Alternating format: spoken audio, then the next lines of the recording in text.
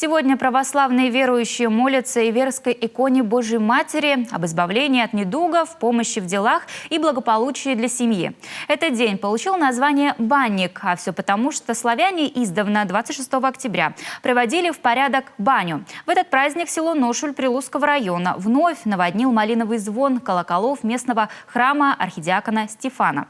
Старинную церковь построили еще в первой половине XIX века, и до 1917 года она считалась самой изысканной в Коми-крае. С приходом советской власти была разграблена и 70 лет была использована в других целях. Елена Кононова о том, как спустя годы святыня была восстановлена.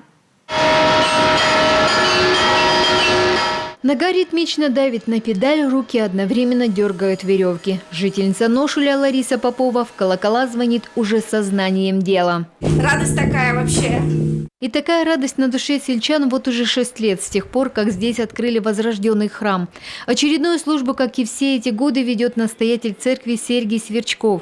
Священник с супругой и приемными детьми здесь осели 11 лет назад. Сюда переехали из Сосногорска, построили дом, в чем помогала вся страна. Сам отец Сергий когда-то работал в вагонном депо, ходил в местный молельный дом.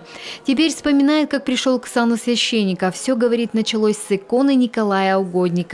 Возле Николая Угодника под иконой спал, постоянно сторожил ночью. А потом батюшка говорит: ты не желаешь читать апостола там? Да я вообще читать не умею. Ну, говорит, ничего, давай вот там. Начал читать там, что-то пыхтел, ну и потихонечку, и как вот я сейчас сказал, что стал священником. И вот с тех пор уже проходил практику там в Кирюлях, потом в Сыктывкаре, владыка, когда рукоположили меня. Когда Сверчковы приехали в Ношуль, то на глаза им сразу бросилось здание на берегу реки. Подумали, то ли сарайка, то ли ферма. А оказалось, это все, что осталось от белокаменного храма, который еще в начале 20 века считался одним из самых красивых на Коми-земле. Приземистый, двусветный четверик, завершенный малым восьмериком, с обширной трапезной и многоярусной колокольней в формах классицизма. Эту красоту из кирпича построили 2 века назад, в 1808-1814 годах, на валунах вместо фундамента. Мы когда приехали сюда, это был февраль. И причем зашли сюда, а в нем тепло.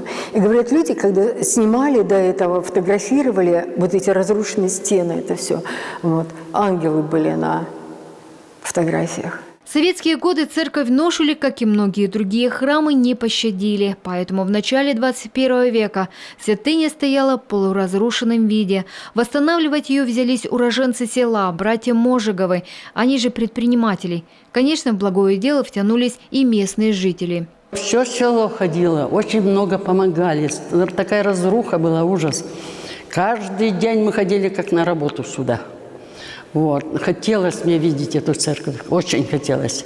И вот 6 лет назад в Ношуле вновь засиял золотыми куполами белокаменный храм, который после 70-летнего перерыва снова распахнул свои двери для тех, кто идет по жизни с верой, а по селу прокатился малиновый звон.